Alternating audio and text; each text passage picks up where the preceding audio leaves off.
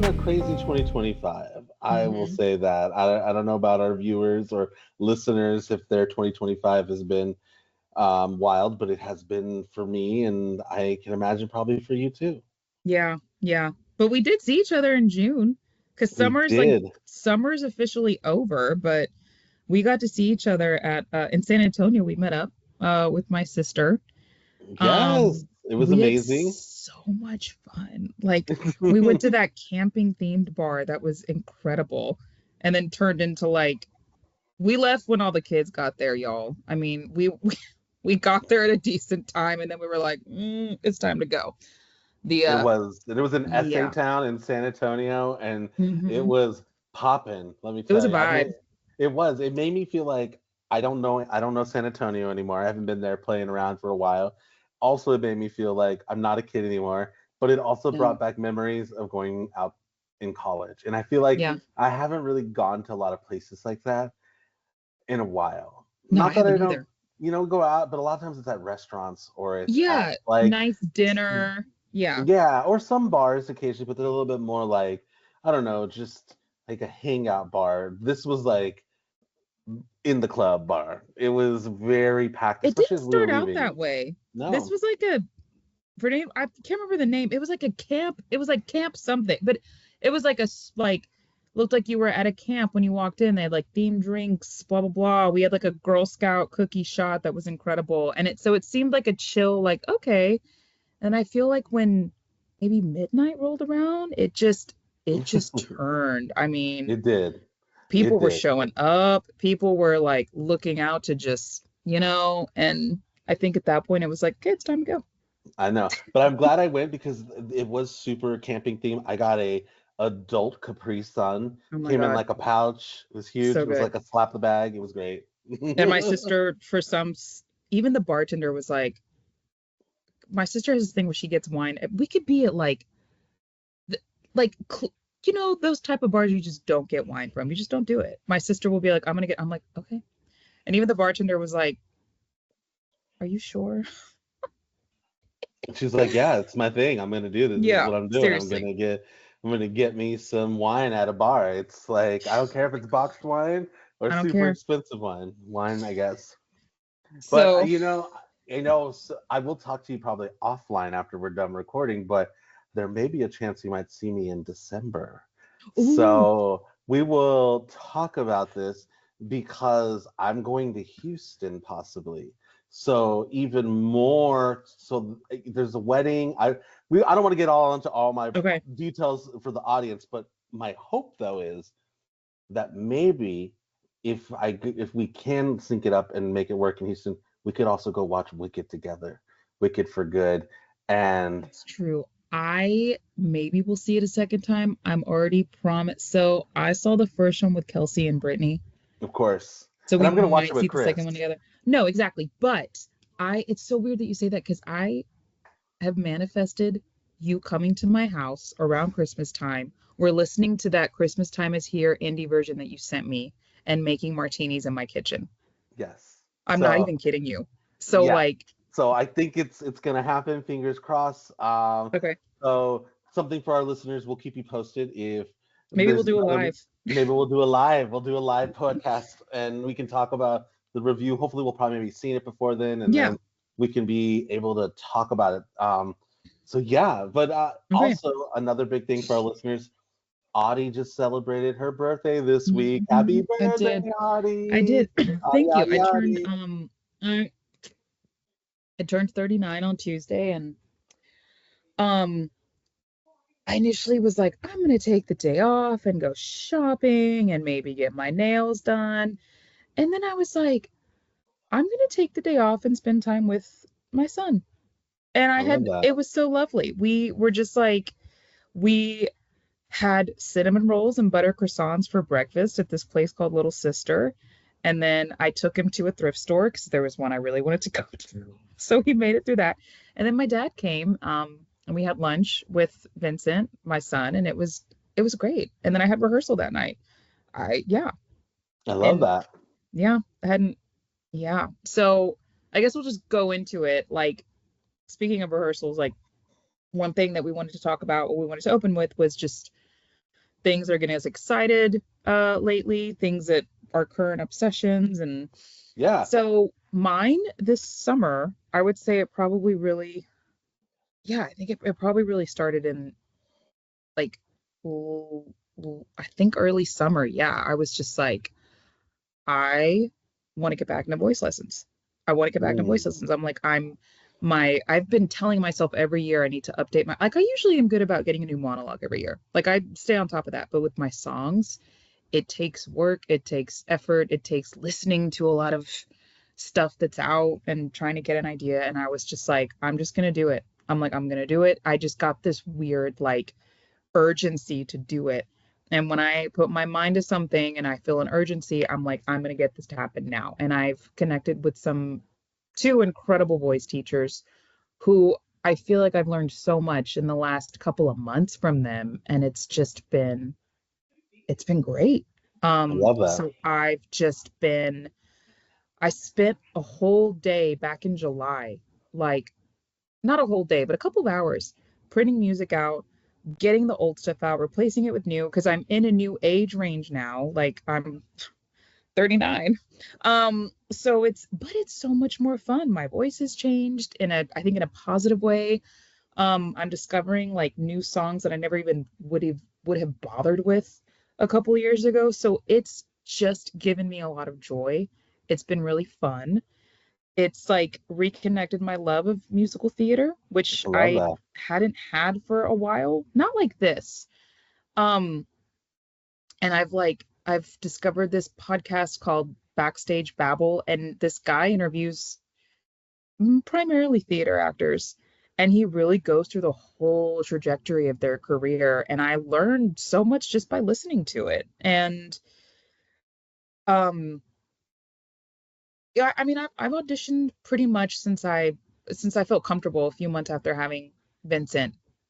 And it took a couple of tries for me to kind of like get back into it and remember what it was like. And video auditions are a whole other beast, which I won't bore you with. But anytime I have to sing on camera, I was like, I just feel like I'm not delivering what I could if I were in person. Like something's missing. So that was kind of my first motivator. And I think I've done enough now to where like I kind of know I'm getting better at it each time and kind of realizing what I need to bring. But um I did I'm doing a small workshop right now at Main Street Theater. It's called The Grip. It's going to be at Main Street Theater this upcoming Sunday and Monday, just two performances. It's about the Spanish flu. It's got a lot of history in it. It's a play with music, but there's a lot of music. So I think because of like I feel like the voice lessons are kind of starting to pay off. I get to sing in it. It's the first show I've done in about 2 years since before I had Vincent. So it's been kind of wild getting back into it, but really fun. Like I forgot how hard it was, but I also forgot how rewarding it was too. Like when you get the harmony, when you get like when it all just comes together. And workshops they're a little bit unorthodox, I guess, because the script is Hmm. never where it needs to be. It's still a work in progress. It's why it's a workshop, but it's a really cool thing to be a part of. Um, Even though it can get like, I think everybody's had that moment where we're like, oh my God, where are we? What's happening? What like but sometimes when you're just thrown into it and don't have much time, you just kind of forced to just be like, we just have to do it. We just have to do it. Right. So that has been really, really fun to get to do. And since we're going to talk about Wicked, I was listening to my podcast with Norbert Leo Butz, who played the original Fiero, and he talked about doing the workshop of Wicked and how hard it was putting that show together, how it changed so much. People were getting fired left and right, like trying to figure out what the show was going to be. He said his character changed a lot. Like, so I'm like, okay, everyone who's done these things has been there at one point, and then now look at the huge hit it's become. Oh yeah. So yeah, that was pretty cool. And we talked about this via text, but I think since I've been listening to so much musical theater, I rediscovered Next to Normal and have like fallen completely in love with it, particularly the West End recording. So I've been listening to that a lot. I'm sure when my Spotify end of year comes up, it's going to be mainly that. So yeah, those have been like my current fun. obsession, like new things that I'm doing and things have just been bringing me a lot of joy. Um, I love that. I think it's important. I Thanks. think Yeah. music is so healing, and music, especially not only listening or for some people going to live music, is what gives them the healing. But for others, it is truly singing. It's truly Hmm. creating music, and I think that especially for singers, because your instrument is your body, when you're not singing, it feels like you're not moving at the pace you're supposed to be moving because runners have to run, people that are swimmers have to swim, people that are singers have to sing. And I think that here in America, we get this warped view about singing because it's so tied to productivity, like a lot of things and success, that singing is, yeah, you can sing in the shower, you can sing in the bed, in your bedroom, or you can sing in your car. But when you sing and you're taking lessons and you're using your voice in some form of expression, it feels like you're able to really harness that sound in a way that requires you to commit to it. It is like, it's the reason why when I was in school, I loved being in band for a moment. And I enjoyed playing instruments, but I never, ever cared about rehearsing. I just Hmm. didn't feel the energy. And I remember this teacher was like, if you don't rehearse, how are you ever going to master your instrument? I don't have that feeling when it comes to singing either. I have been in a choir before I moved here, and when I moved here, I found a new space and I met a music director at a church called Our Lady of the Mountain, and he and I became connected and became friends. And I was just like, as part of singing to the choir, I don't know if I really have the time commitment, but I could feel even when I got here not singing, something was wrong. I was like, whoa, I just went from like for the last 2 years having consistent rehearsals, working with a doctor of music, which felt like having real intense like private lessons with her. And she really trained me. And then to come here and not have that. And so then to find this other guy who's also just got his music, his doctorate in music. And me and him, we do like a singing duet every other Sunday. And Oh, wow. every time I go, it's just accumulated. And the confidence, not only with my voice, but recognizing the tonality of my tone helps me hear what we call your voice and how you express yourself, whether that's in your job through your communication or how you express yourself to your partners and when you communicate. But like music, if you're a singer, you're a communicator. And so I'm so happy that you are Thank like you. going back into that because whether it is in support of your career or not, I think it's just like I've known you for years. You're a singer. You've always been a singer. That was like has driven you in so many ways. And I think sometimes um, we don't have enough expressions of singers in our world. I feel like we have a lot. There are people that sing, but so much of what is commercialized or put on TikTok always kind of comes in some form of like that commercialism. And I feel like when you're singing and you're just like, I can imagine, I bet in your private lessons, there's so many breakthroughs that happen. Yeah. And even though that's not a performance in front of other people, it's a performance to yourself. Hmm. Every time you're in there, you're giving, like you are making that sound. So that sound is reverberating back to you in a way that like helps you hear yourself. And I never really understood that. Like I was like, I think before I really took music seriously, I knew how to communicate a part of myself, but I couldn't really hear myself. And I think when you're a singer, you have to hear your voice that way because it helps you hear a part of what your voice can do that not everybody else allows themselves to. So I think it's like it's why it's probably like you're cooking, you got workshops going, you got things. I mean, it's like you're in that ground level right now. Hmm. You're Hmm. you're taking all these tools and like now I will say we already texted about this, but next to normal Yeah. is not my show. So And that's okay. Yeah, it's definitely it's a certain it's a niche. it is, but I respect it. I can't as an artist, you cannot see something like that and not respect the amount of Hmm. talent and hard work. and it is a story that if you don't know Next Normal, it's a story that's like a kitchen sink of really depressing things that Yeah, it all is. takes It's place in it's a sad. house. It's really sad, but it's done to the key of a rock opera. It is It like is. it's And it is. It's a like lot of singing. it is, but it is a cool show, like somebody that could write that kind of music.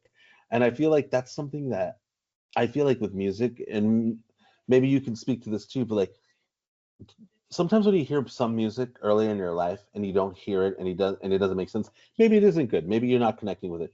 But sometimes maybe you're not in the frequency. But then later in life, you go through other experiences and then Exactly. something like shifts you and you hear it and you're like, whoa. Yeah.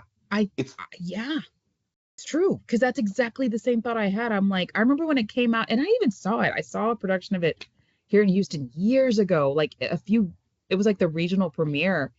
And it just didn't, honestly, not to, I don't think I didn't really get it. I was like, okay. I was like, I got like the big picture of it, but I was like, I don't know if I get it. And right. now I'm like, oh, like I would love to just watch it again and be like, okay, it's clicking. But anyway, tell me a little bit about what your current obsession, Let's favorite see. things bring you joy. So let's see. For this summer, one thing that I really got into this one artist. She's a newer musician. Her name is Gigi Perez. I was obsessed with her album. Her new album is so good. It's so moody, and yet at the same time, like, so I heard it when I was in Austin. She sounds very Austin, Texas, Hmm. and she's got a little grunge, but she's got like a soulful voice, and she's young, and I think she's in her 20s, and she like her some of her lyrics feel a little nonsensical, but I kind of like that because then when you get to the hooks and the chorus, it really kind of like delivers.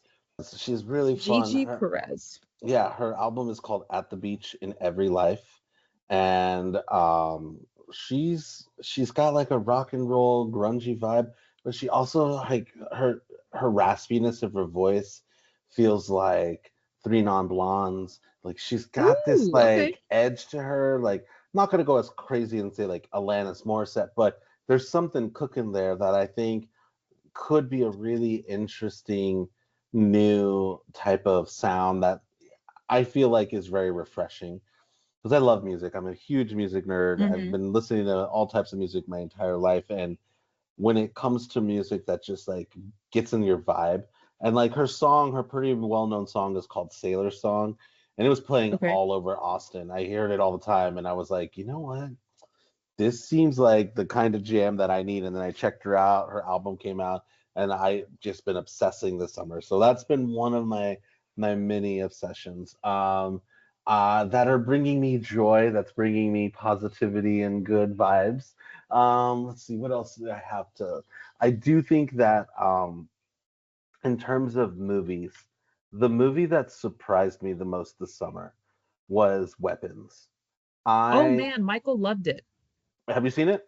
No, but he loved it. Yeah, it's incredible. It's a really visceral film that uses storytelling in an opposite in an episodic chapter form in a film work really well, where you're getting different angles of what's going on and it all ties together and it drives the narrative. It's very well constructed. It's also got a great mystery hook that drives you in and great performances. And it was just kind of this summer had a lot of reboots, a lot of sequels, a lot of things that I just, as a filmmaker, I mean, I saw them. I could say I saw them. Didn't mean that they were all bad, but I saw them, and Hmm. for that I saw them. But like, it was nice to watch Weapons, and it gave me hope that like it just really it really like stuck out and reminded me to like just always remember that stories and movies, they will surprise you when they pop up, and our tastes are always different. Like I saw Superman and I really enjoyed it. It was fun. It was a cool movie, but it didn't like it didn't do anything that we haven't seen to some degree. Like it was Yeah, yeah, that's what I heard. And like, yeah, Michael kind of said the same thing because he went and watched all of them before yeah, he saw it. like the original, which the original Wow. is great, by the way. Yeah. Oh well, when he gets in, when the summer blockbusters come out, yeah. So yes, I heard that. Yeah. And so like it was movies this summer were interesting, but Weapons was the one that I would say really hooked me. I saw a lot of other things. Eddington was weird and very triggering for a lot of reasons I could imagine. For a lot of people, I feel like for me, it definitely brought up some stuff. I mean, it's so 2020, and it felt like watching that from this vantage point was like we had enough time really still away from 2020 to like deal with really looking at how crazy things were. So yeah, movies were interesting. I do feel like it was Weapons was probably my favorite thing. And then other than that, like I would say I just moved out here to Oregon in March. And so I've been getting acclimated to life in Oregon. And this summer it was very warm and it was really exciting. And I would say I've remembered going back to nature again. Not that I haven't ever had a connection with nature, but after living in LA and being there for like about 7 to 8 years, it's very easy to realize how much you don't go to nature that often, how much you're really living in that massive cityscape. And so this summer really was about going back to like swimming at the watering hole, going to the lake, going hiking, going to Crater Lake, going to Love it. just be at the river. Like it was fun. It reminded me of some like fun times in Austin. Austin has a lot of that too as well. But I even feel like even living in Austin because I grew up there, yes, I did go, but never as like of my free will like I did now. Like being out here was just like, no, if I'm having a day where I'm in my head, just go out and be in nature. Just get out of the house. Just go do something. And that really, really was like something special. And it's been something that I've been like the other day, last week, I went to Mount Ashland and I've just really been embracing the fact that I live by so much nature. Like where I live on the side of a mountain and it's very accessible to getting to some of the most beautiful national parks and spaces. And so I've just been embracing nature. I've been I love really that. letting myself, instead of being like, well, what else can I do? I was like, I don't have to worry about just watching TV shows or movies or things. Like, go be in nature for a moment, and that's been a big thing. Okay. I love Yeah. that. Well, I work at a park, so when you come to Houston, you can come see it. I love that. We Hmm. will. Let's make that happen. But yeah, so that's been like a big part of the things for me. I think this summer was a very interesting summer. My summer was dominated by making my movie. A lot Hmm. of this summer, and I'm really proud to say that we finished LA I Love You, and we're now moving into the Congrats. distribution and festival phase. Thank you. And so there was some travel in the beginning, but it was pretty much low key. It was a lot of work, and um, that wasn't a bad thing. But I'm really loving fall. Fall seems like it's gonna be a really Oh, fun you live in a time. place where you actually have it. Yeah, it's getting moody now. Like as soon as October 1st hit, I know that was just yesterday, but it was just like the clouds came Spooky in, season. the spooky season, the trees are turning, and you could really feel it like the last 2 weeks of September. You could just every day it was like fall is coming. Fall is actually coming. Like I could actually feel it. I feel like sometimes living in LA, my body would intuitively know it was happening, but because it was so hot and so much sunshine, that like it would do this like weird kind of like almost like energetic dysmorphia. Like I would just was like my body was like fall's coming, but everything's like saying summer, summer, summer. I love that. Yeah, it's like almost time for my Practical Magic rewatch. Now that it's October, I can do it. I know. I'm so excited for Practical Magic 2 to come out. Yeah, well, the book series is like 4 books long and it's gonna follow the second book. So I'm like, okay, as long as it's following something and they're not just like pulling it out of their ass. Because I tried to read the second one and I just couldn't get into it. I've read the first book. I was far too young. Um, I'm still kind of skeptical. I'll probably see it when it's streaming. I don't think I'll make a trip to the theaters for that one.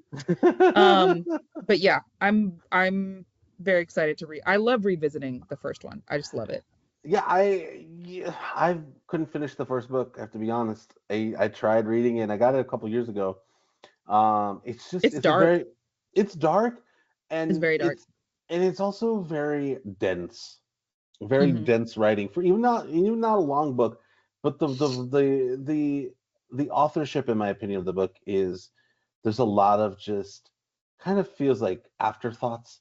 This is kind of happening, and then this happened, and there's just a The lot of sequel this. was, yes, that's why I couldn't finish it. I was like, I can't, yeah. But I mean, I was a little surprised that they ended up going through with it and doing it, but I also feel like the OG has kind of gotten this new resurgence the last couple of years because people are just into it. It used to, Yeah. I mean, I don't remember it being that way. And then all of a sudden it was like, oh, it's October. Let's watch Practical Magic.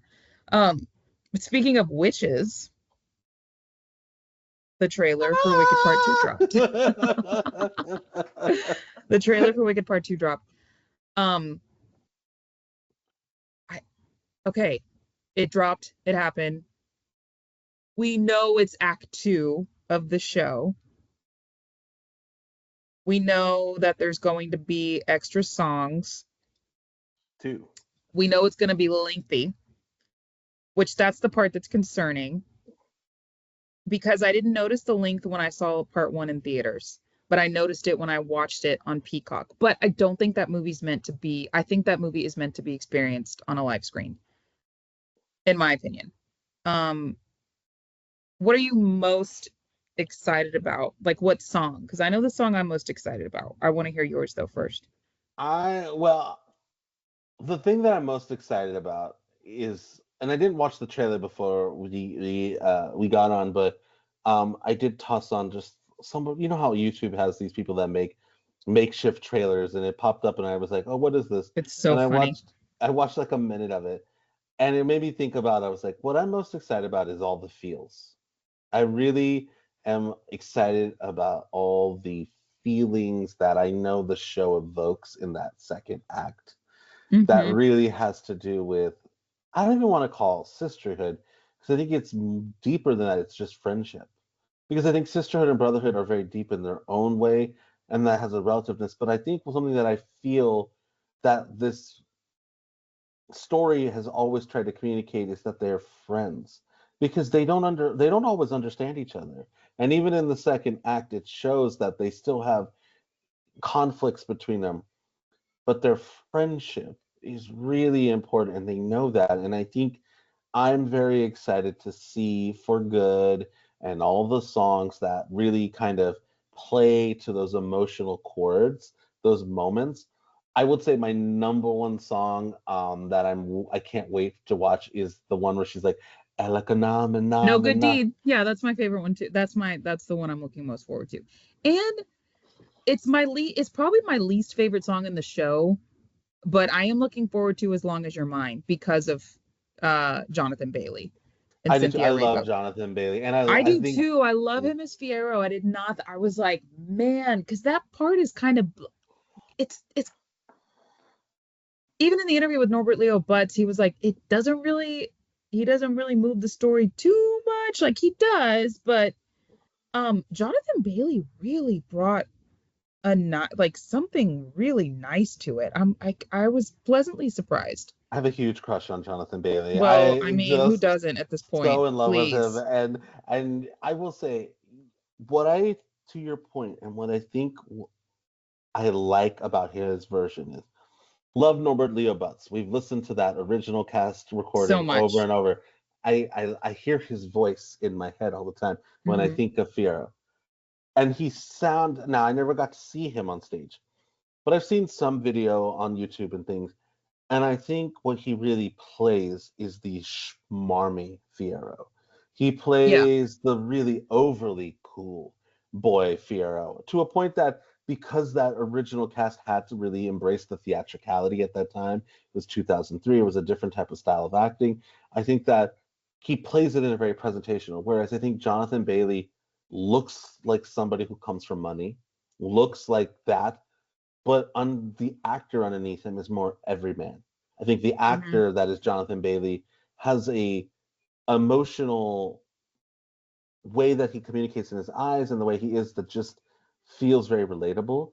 And I think that there is a part that makes him, yes, he is still got the bravado that Fierro has, but just has a little bit of a deeper emotional depth that I think is just in who Jonathan Bailey is as an actor. And so that's what makes me really excited to see his performance in this, is like how those scenes between him and Glinda when he knows that he's not in love with her.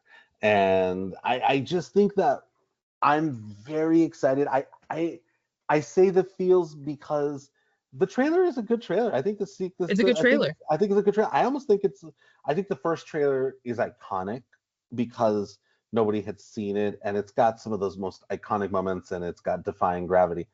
But Hmm. I think this is I almost like this trailer because I think this trailer really sells the substance of what this whole story is about. That I think that this second half of the movie, yeah, it may be longer, but I think it's so that the emotional beats feel even more earned.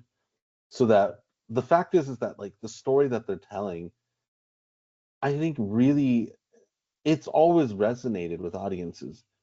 But in today's climate, in today's world, where people are constantly being villainized in memes and the ways that we put out and what we say about people, whether you're on one side or the other, I think that story is really relevant about Elphaba's character. And I also think it's really relevant about Glinda, who is on one side, who is part of a machine that is part of the propaganda, part of the media, part of it all, and at the same time is trapped in it. And I think that that is going to really resonate with audiences.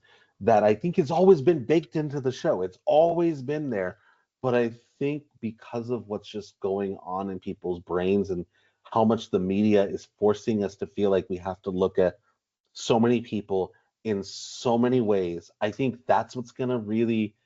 I could see that this movie does really well getting to the Oscars and doing things like that because I think Yeah. it's going to be very commercial, but I also think the story beats that are already in there seem like they're really relevant to some of the things that we're dealing with in our culture today.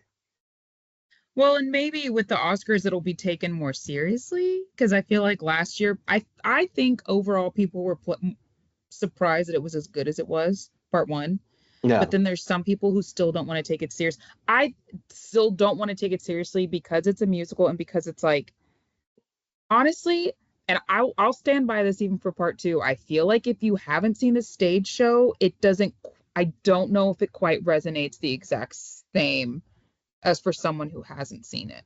Well, and see, and that's the thing. I think part one has so much more dancey moments. Part two is really No, yeah, plot. it's not going to have that. It's really plot driven, and Hmm. it's really. I mean, there are some big reveals. I don't want to give any spoilers because No, yeah, there's a certain point in the second act where it just starts steamrolling, and you get all these twists of fates to a lot so of the many, and you get characters. him at you're there like back to back. Yes, and I think that that's the thing. Like they are two separate movies. Part one is an almost an homage to Wicked and an homage to what Wicked was back when it first came out on Broadway. They literally bring Idina and they bring Kristen Chenoweth into the movie. If you haven't seen the first film, spoiler alert. But like they really make it an homage to that, and I think it is also telling the story. And by the end, you get the big Defying Gravity moment, and it sets up the real conflict. But in so many ways, that first movie, if you think about it, is really just the inciting incident. It's Hmm. like the whole first movie is exposition to how Alpha becomes the conflict. Yeah. Because this next film, it's gonna be a drama. The whole second act of the show is a drama. I mean, you've got relationship stuff, you've got twists of fates, you've got all this conflict, you've got the fighting, you've also got all the conclusion to what happens to these characters. So it's gonna be like its own, I think, drama film. And I think whether now if that resonates with people or not, I don't know, because I think it's gonna have feelings of it being very heavy in some ways because there are things that happen in the story that if they're at least just gonna film them that are pretty heavy. Like the things that happen with Fierro is a pretty heavy Ooh, moment.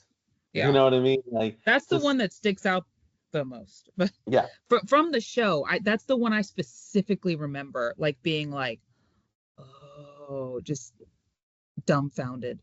right. And then when I will say this to if you have never seen it, I will tell you there's a reason why they're calling this Wicked for Good.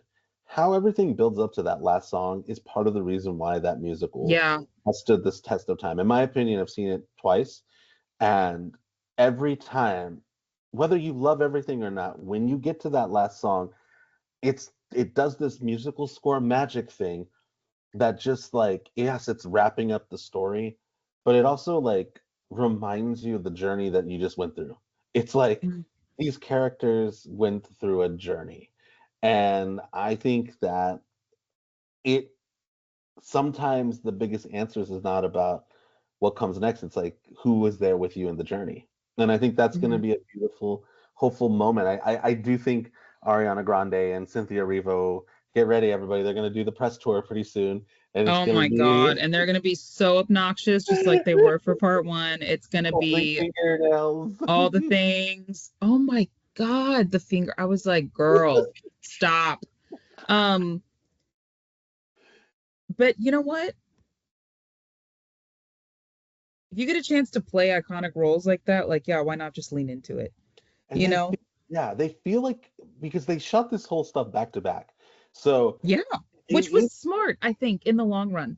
me too. I agree with you, and I think you can see just in the For Good trailer from between when they shot the first film to this next one, and I think I don't think that they, like in movies, like you shoot out of order. I don't think that they shot parts of part two while they were shooting part one. I think they probably shot them both separately, but back to back, because you can see just there's some more maturity in the actors. They feel even more confident in the characters just from the Mhm. trailer. They seem much more like I don't know. It's this maybe this is a director thing, and just maybe it's also what I'm perceiving on myself. But it just they seem more grounded. They've been in this costume, they've been in this character. They're used to like what this feels like, and it just feels like that's what excites me. It's like it doesn't.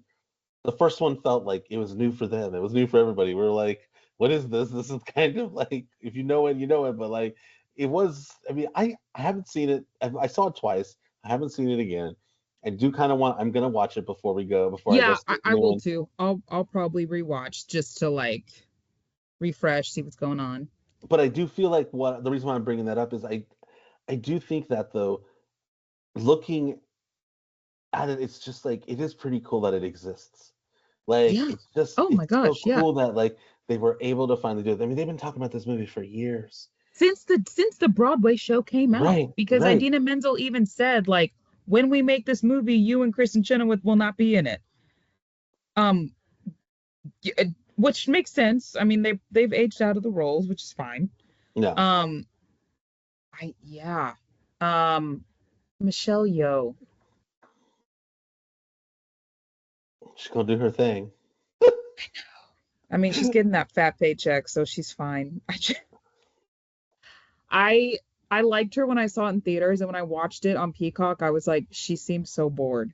She can't sing, which Madame Horrible doesn't have to sing that well, but it's also like such a fun opportunity to like. I mean, she's a master of sorcery. She is fun, so it's just like, girl, come on.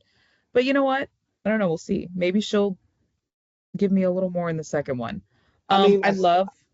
Go ahead. oh, I was just to your point about Madame Morrible. I mean, there's this one shot where she's doing all the hand movements and stuff. My hope is that she's just a really good villain. If she Yeah, does yeah. like the scary kind of mean Morrible, I think that'll be cool. I'll be I fine with think that. you're right. You're right. You're right. Okay, that does make sense. And then Jeff Goldblum, I kind of love him. I feel like he's just it's perfect for that part. Like it works. Um, I think his songs are probably the most boring in the show, and you could probably cut both of them, but it's okay. That'll be the part where you can go to the bathroom or get a soda. some Yeah, snacks. they are a little random. I'm happy. I liked him in the first one. I'm gonna Oh like him yeah, in the he's second one. fun. I'm definitely not going though for him though, in the sense that No, I don't know like anybody I who is, but because so even when I you're see him in going the for trip, Ethan, whatever the fuck. What's his name? Oh my God. I'm kidding. What is his name? SpongeBob. oh, Ariana Grande's little boyfriend. Bach. Thank you. And they refused to acknowledge that they had enough whatever. Um, yeah, that's still a thing. But anyway. I mean, I do think that I am excited to see how they do the Nessa Rose Me and all too. that I'm moment. very curious about that. Me, that's one that and I like the actress. I thought the actress was good, and I think she's great. She's great in the yeah, first one. And I yeah. was because that was one transition in the show where I was like, I was that because you see another side of her character. Mm-hmm. Um, Mm-hmm. she has a really good song.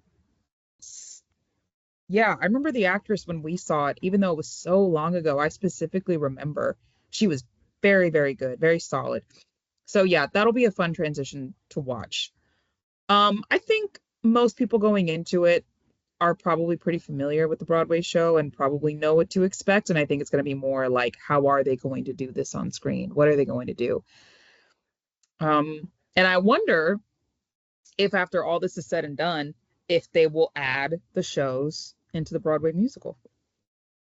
Yeah, I wonder. I it depends on how good of a banger the new songs are. Yeah. Here's a question: who do you think is gonna sing the new songs? Cynthia Erivo.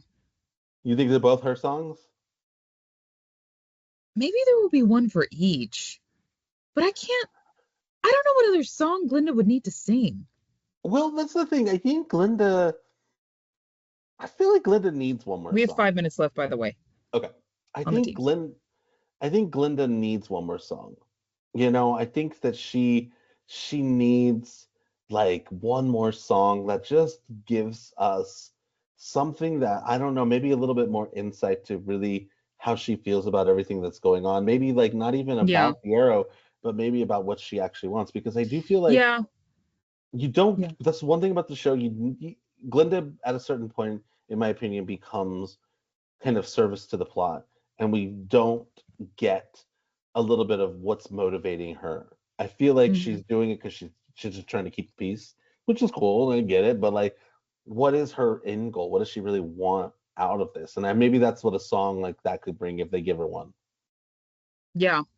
That's very true. Because she does have one about Fiero. She has the I'm Not That Girl reprise, which is just about all you need as far as acknowledging the relationship of the two of them. But that is a good point. And she's, Ariana Grande, like, I love what she's brought to the role. I really do. I Yeah, absolutely love it. I love what both of them have done, but her in particular, I was pleasantly surprised. Um, I I thought she was great. So I'm very excited to see what she does with part two. Be cool if one of them got an Oscar for it. I'm not gonna lie. Be kind of cool. yeah, and I think subtextually, I'm really glad that they called it for good. I think that the movie it's going to put some good energy out. I really do. Hmm. I think that the second act is a beautiful story and there's some beautiful music. And my hope is that they win an Oscar, they do everything, but that maybe like how cool would it be like a very progressive show like Wicked for Good winning an Oscar. Like I think it just would say something as like a real like Hey, shifting of Chicago energy. won one, Right. didn't it? It got something. It got a couple of things, but yeah. So we'll see. Stay tuned. It's Yeah. November that it comes out. So yeah, We'll follow up once we see it. Maybe it'll be yeah, I think a so. live And podcast. this is exciting though. So stay tuned, everybody. We're setting it up. We're getting closer for our big for good review. For good, for good, for good. Awesome. Well, this has been an amazing time. Thank you, Adi, for your perspective Thank and you. your obsessions. And I hope that they You bring you too. many blessings very soon. Thank you. You too, B. Miss you. I'll see you Miss soon. you. All right.